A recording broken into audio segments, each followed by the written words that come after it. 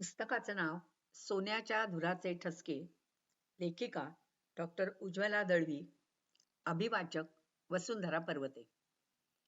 प्रकरणाचं नाव खरेदी. पगार मिळेपर्यंत गाडीची खरेदी लांबणीवर टाकावी लागली होती. आम्ही काय वेशी बाहेरच्या वाळूत वाळीत टाकलेले.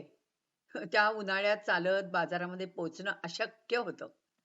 त्यातून मध्ये आमच्या मागासलेल्या खदरा गावामध्ये बस, आगगाडी वगैरे पब्लिक ट्रान्सपोर्ट नव्हताच. 2-3 अनधिकृत टॅक्सीज होत्या, पण त्या आम्हा पामरांच्या खिशाला न परवडणाऱ्या. शिवाय त्या हव्या तेव्हा मिळत नव्हत्या. अशा परिस्थितीत आमच्याकडे गाडी नसल्यामुळे गावात जाणं येणं हे दुसऱ्या कुणावर तरी अवलंबून ठेवायला लागायचं. आता सारखा दुसऱ्यांना त्रास देणं काही आम्हाला प्रशस्त वाटत नव्हतं. शिवाय अहो संध्याकाळच्या 2 प्रार्थनांच्या वेळी मिळून बाजार मध्येच कितीतरी वेळ बंद राहणार. म्हणजे कुणाच्या तरी गाडीतनं खरेदीला जावं, तर आपल्याबरोबर जो गाडीपती येईल तो बापडा खोळंबणार आणि नाहीतर मग उगाच आग्रह करून त्याच्या घरी नेऊन तो आपलं आदरातिथ्य करणार. हे सगळं आता पुरे झालं होतं. त्यामुळे लवकरात लवकर गाडी घ्यायची असं ठरवलं. गावातल्या बहुतेक गाड्या ह्या तैल पिपासू पांढऱ्या हत्तीणी होत्या व त्यांचे अपघात सुद्धा वरचेवर होत असत. आपल्या गाडीवर एखादी अशी हत्तीण आढळलीच तर ती आणि आपण स्वतः यांच्यामध्ये गाडी तरी असावी, एवढीच आमच्या गाडीकडनं माफक अपेक्षा होती.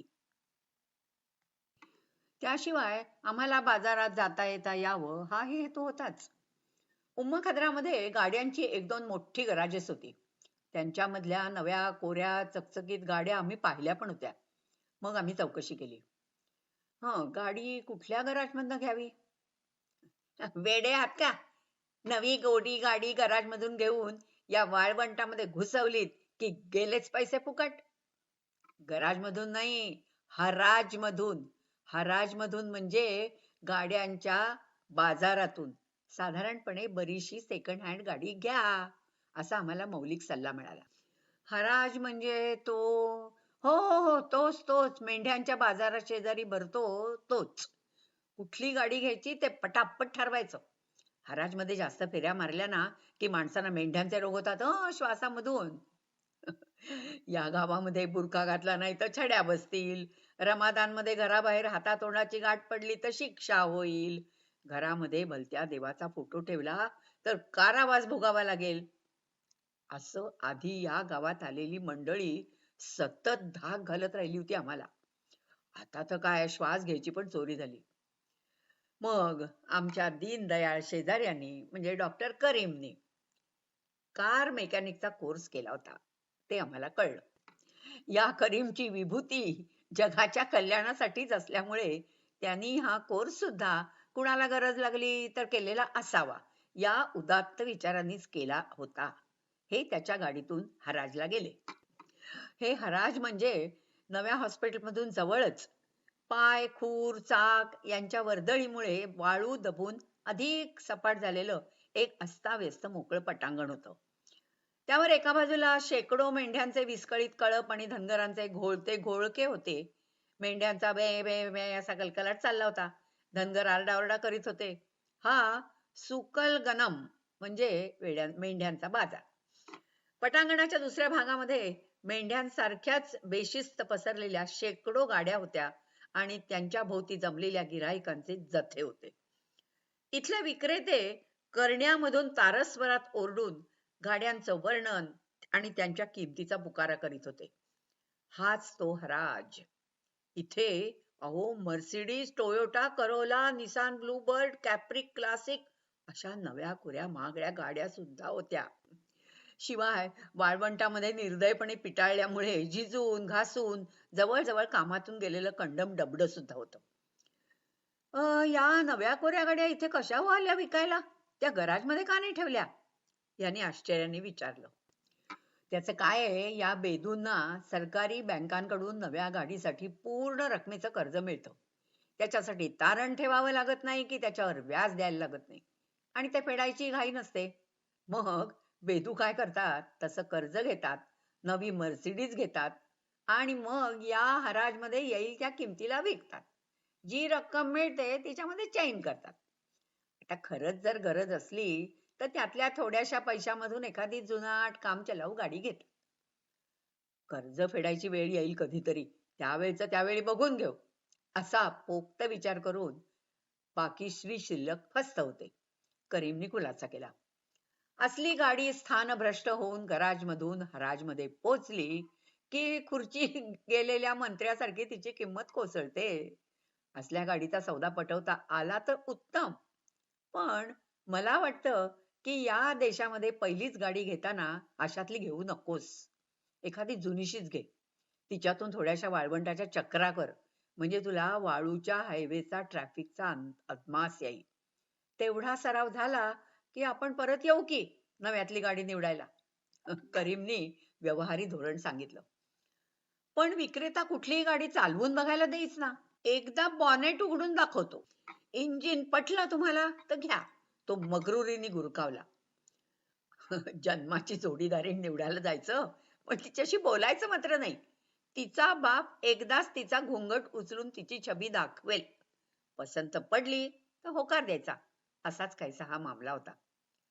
गाडी काही जन्माची सोबतीण होणार नव्हती, पण नीट चालली नसती तर मृत्यूची सखी सहज झाली असती.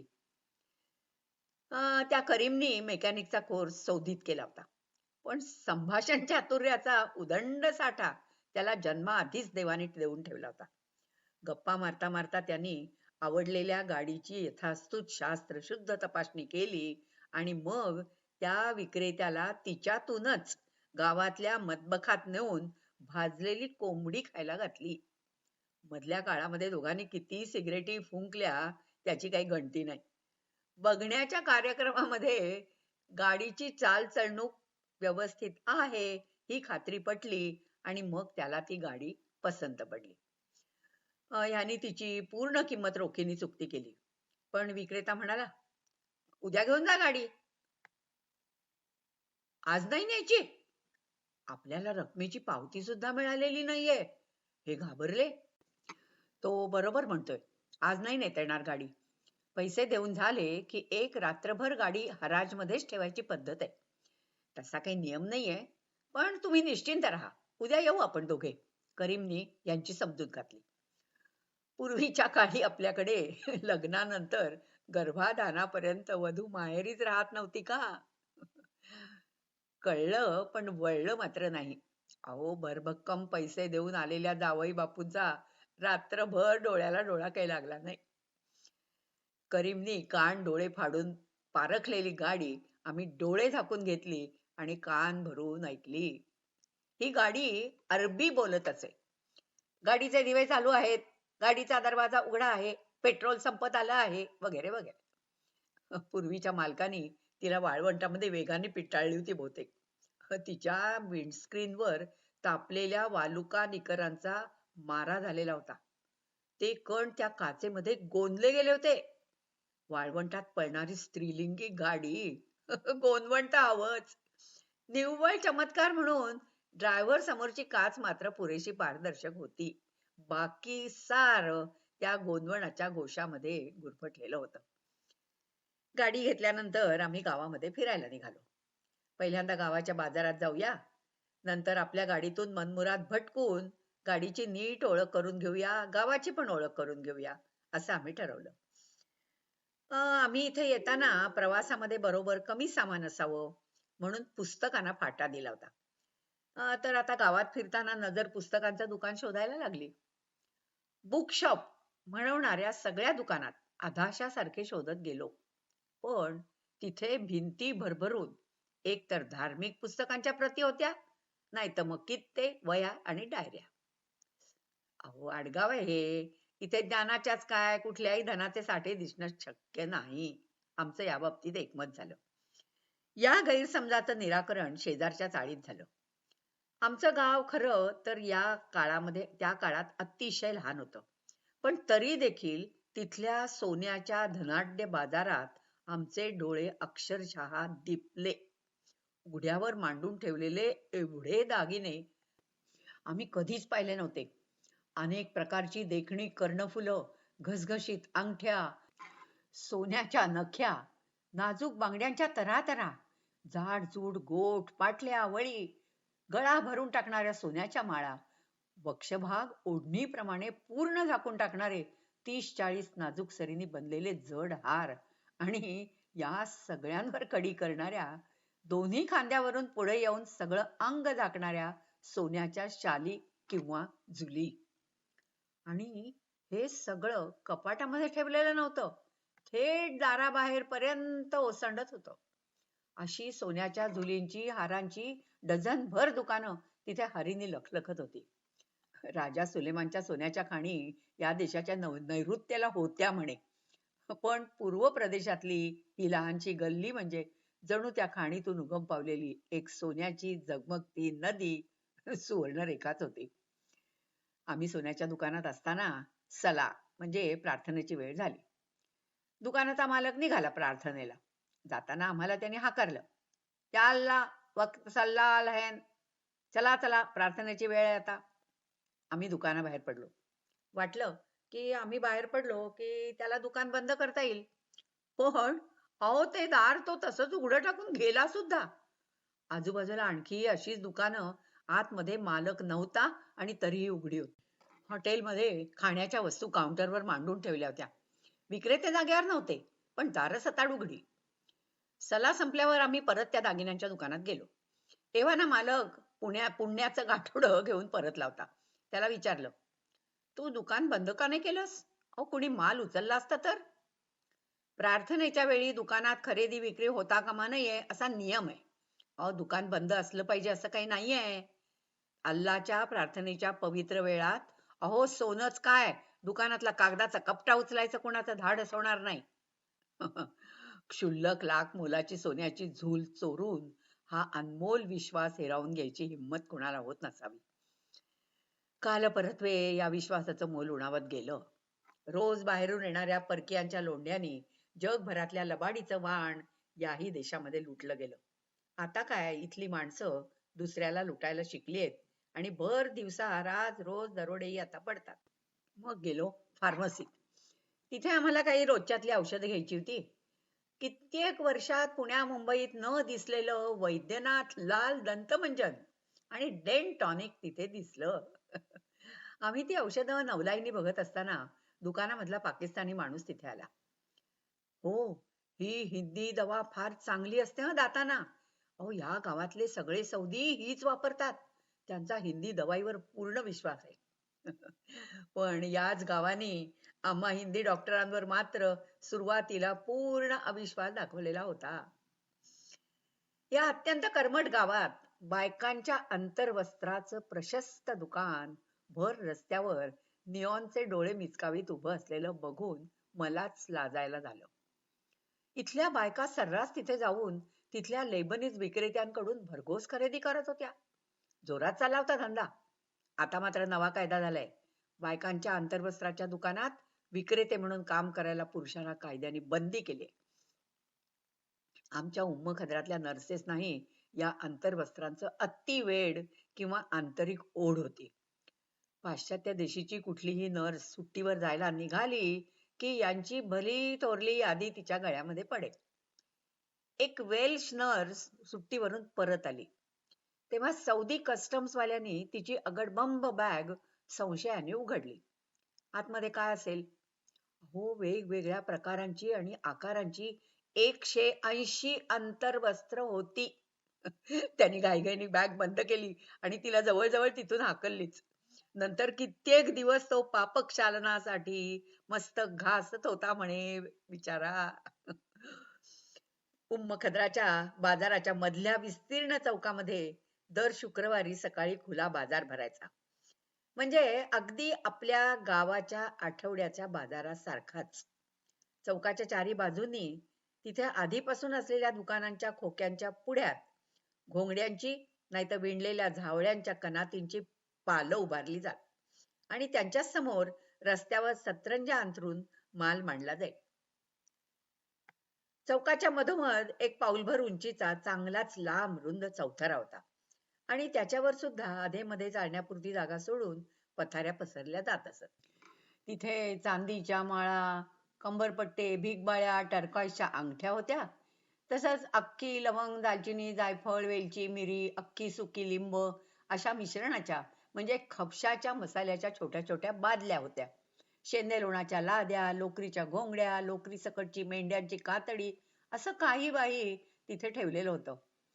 चौथरा भरून विकायला बसलेलं असायचं. मसाले, टोपल्या, दागिने विकायला नखशिकांत झाकलेल्या बायका बसत होत्या आणि त्यांचा माल बघायला, दरखोरी करायला त्यांच्या पुढ्यात भर रस्त्यात बसकण माराव्या लागायचे. इथले पुरुष विक्रेते जन्मापासून उन्हात शेकून निघालेले काटक, चप्पळ आणि रांगडे करड्या कपड्यामधले बेदू असायचे. आरडाओरडा करून मालाचं गुणवर्णन चाले. शेजाऱ्याच्या मालाशी शाब्दिक चढाओढ होई. अचानक पोरकट भांडणं होत, ती मिटत. 7 मजले हास्यदणाने. मग एकमेकांना मिठ्या मारल्या जात, बंधुप्रेमाने मुके घेतले जात. बहुतेक सगळी गिऱ्हाईक मंडळी ओळखीची, त्यामुळे येणाऱ्या जाणाऱ्याला मिठ्या मारणं, मुके घेणं सतत चाले. बाजारात शिरल्यावर चौकाच्या डावीकडे मासळीची विक्री चाले. मोठाल्या फरशांवर सुरमईसारखे कन्नाद नावाचे 3-4 फूट लांबीचे मासे कापून विकले जात. उमखद्रा गावामध्ये हॉटेल नव्हतं. एका गल्लीत खानावळींची किंवा मतबखांची रांग होती. या मतबखावळीत खूप म्हणजे जाडे भाकरी बाजार रोड तर मिळतच, पण ब्रोस्टेड चिकन, कबाब यासारख्या वेगवेगळ्या अरबी देशांच्या खाण्याच्या तऱ्हातऱ्हा मिळत. हे पदार्थ गरमागरमच खपत असल्यामुळे त्यांच्यामध्ये जंतूंची वाढ होणं अशक्य होतं. पण श्वार्मा हा अत्यंत लोकप्रिय प्रकार मात्र नियमाला अपवाद होता. बकरीच्या किंवा मेंढीच्या मांसाच्या पातळ चकत्या काढून त्या एका टोचाला एकावर एक लगोरीसारख्या रचून लावल्या जात. हा अख्खा टोचा विस्तवापुढे उभा टांगून हळूहळू गिरक्या घेत ठेवलेला असायचा. त्या उतरंडीच्या रेळाचा बाहेरचा थर मंद धगिनी सावकाश शिजून निघे. मग तो सगळीकडून रंधा मारल्यासारखा तासून घेतला की शिजलेल्या मांसाचे पेरभर तुकडे पडत. ते रोटीत भरून त्याची गुंडाळी केली की झाला श्वार्मा तयार. रोट्यांची खास दुकानं असत. आधीच बाहेरचं तापमान 50 डिग्री सेंटीग्रेड, त्यातून समोर धगधगती भट्टी आणि तिच्या पुढ्यात तासनतास कणिक तिळणारा, रोट्या थापणारा तो बर्फाळ प्रदेशातून आलेला गोरा पान आणि लाल बुंद अफगाणी खब्बाज म्हणजे रोट्या बनवणारा. निढळाच्या घामाच्या कमाईचा हक्कदार. त्या भगभगीत कोरड्या हवेत तो घामही निथळत नसे, येण्यापूर्वीच सुकून जाई. तो अफगाण भट्टीच्या मागे उभा राहून मैद्याचे तेल माखले पिळे तयार करी आणि त्यातला एक एक चिवट पिळा दोन्ही तळहाताने दाबून वर्तुळाकार फाकवत, मध्येच गोफण फिरवल्यागत फिरवत फिरवत वाढवत नाही आणि ती चिवट रोटी चांगली ताटा एवढी झाली की मग त्या भट्टीमध्ये खमंग भाजून घे. सारा समंत दरवळून उठे. सुट्टीवर जाण्याआधी या सगळ्या बाजारातून भारतीय माणसं भरमसाठ खरेदी करत. भारतात आता सगळ्याच गोष्टी मिळतात. पूर्वी इलेक्ट्रॉनिक्स, पाश्चात्य उंची अत्तरं अशा बाहेर देशीच्या कित्येक गोष्टींचं हिंदुस्थानामध्ये अप्रूप वाटायचं. सौदी बाजारामध्ये या वस्तू मिळत. त्या बहुधा नकली असत. त्याच घरी नेऊन भेट दिल्या की घरची मंडळी खुश होत. आमच्या नर्सेस भन्नाट काही घेऊन जात. एक-एक मुलीकडे 100-100 किलो सामान असे. शिवाय सोस म्हणून अंगावर किलो किलो सोनं असे आणि ते वेगळंच. रजेवर जाण्यापूर्वी कित्येक महिने गरज वाटली तर पैसे उधार घेऊन ॲम्ब्युलन्स बरोबर दम्माम रियाजच्या वाऱ्या करून, भांडून, झगडून त्या शहरांचे बाजार धुंडून ही पूर्वतयारी चालत असे. साड्या, रेकॉर्ड प्लेयर्स, टीव्ही, शिवणयंत्र, दागिने, नकली फुलं, रंगीत रेळांचे स्टँड्स, जाडजूड अस्वली, गाद्या, रजया, घडीची लेचीपेची कपाट आणि खाटा, घडीबिडी काही न होणारी वॉश बेसिन्स अगदी त्यांच्या लांब टांगांसकट. शेकडो वस्तू जमा केल्या जात. या वस्तूंवर कुठे मेड इन इंडिया असं छाप नाही ना, याची मात्र 4-4दा खात्री केली जाईल. यातल्या बहुतेक वस्तू इलेक्ट्रॉनिक असायच्या आणि त्या 110 व्होल्टवर चालणाऱ्या असायच्या. पण ते घरच्या माणसांना सांगायचं राहूनच जायचं आणि मग पहिल्या वापरातच त्या वस्तूचा निकाल लागायचा. हा सगळा वस्तूंचा पसारा अनावर होई. मग केरळमधले वॉर्ड बॉईज बोलवले जात. ते पॅकिंग एक्सपर्ट. गुडघा, तळपाय अशी खास दाबयंत्र वापरून ढाक्याच्या मलमलीची नऊवार साडी जशी आंब्याच्या कोळीत बंद केली जात असे ना, तशी ती अस्वली गादी मांजरा एवढ्या पिशवीमध्ये भरून देत असत. काही मुलींची तर लग्नाची तयारी असे, मग काय विचारायलाच नको. त्या एवढ्याशा आधी 4-5 मुली कोंबलेल्या खोलीत हिचा एकटीचाच पसारा उतू जाई. आत पाऊल ठेवणं तर सोडाच, तसूभर जमीन नजरेला पडणं सुद्धा मुश्किल होई. आणि एकीचं सामान खोलीतून निघालं की दुसरीच्या सुट्टीची तयारी सुरू. पाश्चात्यांच्या खरेदीची तऱ्हाच वेगळी. उज्ज्वला, आज मी तुझ्या बरोबर शॉपिंगला येते, नर्स कॅरेननी आमची परवानगी न विचारताच घोषणा केली. आम्हा दोघांच्या ड्युटीची तिला बित्तम बातमी होती. मला नाही म्हणणं शक्यच नव्हतं. हा टीव्ही घेते मी, कसा वाटला? परफेक्ट, हाच रेकॉर्ड प्लेअर हवा होता मला. हा सान्योचा मिक्सर बरा वाटतोय, मी घेऊन टाकते. असं म्हणत म्हणत तिने एक घड्याळ, इस्त्री, एक लहान आणि एक मोठा असे 2 व्हॅक्युम क्लीनर, तऱ्हेतऱ्हेची भांडी कुंडी, अरबी झगे, भारतीय साड्या, बूट, चपला, दागिने अशा बऱ्याच वस्तू विकत घेतल्या. आमच्या गाडीचा कॅरियर भरून ओसंडला. आजच्या दिवसालाच काय, या पूर्ण महिन्याला उभ्या जगाला इतकी खरेदी पुरे झाली असं वाटून त्या दिवशी आमच्यासाठी काहीही खरेदी केली नाही. अंग मेहनतीची कामं करणारे लोक बहुधा घरच्यांसाठी कपडे, दुधाच्या पावडरचे डबे आणि चॉकलेट्स नेत. त्यांच्या कहाण्या वेगळ्याच होत्या. एक सोने का सिक्का लेके जाने को मन किया. टूथपेस्ट की ट्यूब पीछे से खोल के उसमें अच्छी तरह सोना छुपाया था. कस्टम वालों ने बराबर पकड़ा. खुले बैग के ऊपर ही उन्होंने वो पेस्ट की ट्यूब काटी. सिक्का मिलने पे उन्होंने मेरे दूध के डिब्बे, चॉकलेट के बक्से सब उधर ही खोले. पूरी चीजें नीचे कपड़ों पर गिर गई. घर पहुंच के देखा तो पूरा बैग चींटियों से भरा था. चिंटियों ने दूध चॉकलेट के साथ कपड़े भी कुतर डाले थे. सब सत्यानाश हो गया. श्रीमंतांचा खाक्याच वेगळा. ते बिस्किटांचे पुडे नेत असत. आज थोड़ी सस्ताई थी बाजार में, हमने जितने मिल सकते थे उतने सब बिस्कुट खरीद लिए. नजदीकी दोस्तों से थोड़ा पैसा उधार भी लिया. छुट्टी से वापस आने के बाद उन्हें लौटा देंगे. तब उन्हें भी जरूरत होगी, उन्हें उनकी छुट्टी के पहले. आपके घर वालों को यहाँ के बिस्कुट इतने अच्छे लगते हैं क्या? कौन सा ब्रांड? नया माल आने पे हम भी चख के देखेंगे. माझा भोळा प्रश्न. जी आप तो भाई दत्तुरा, आप कौन सी दुनिया में रहती है? आपको क्या लगा हम यहाँ से मारी बिस्कुट लेके जाते हैं क्या? जनाब, ये सोने के बिस्कुटों की बात हो रही है. बायकांच्या तोंडाच्या क्रीमच्या डब्यात लपवलेलं सोन्याचं बिस्किट पचत असे म्हणे. शिवाय कुटुंबवत्सल माणसांना कस्टम वाले फार सतावत नसत. आणि त्यातूनही ती माणसं पकडली गेलीच तर कुठल्या दोऱ्या खेचल्या की फास सुटतो हेही त्यांना पक्क माहित होतं. पसंद अपनी अपनी, दुसरं काय. प्रकरण समाप्त.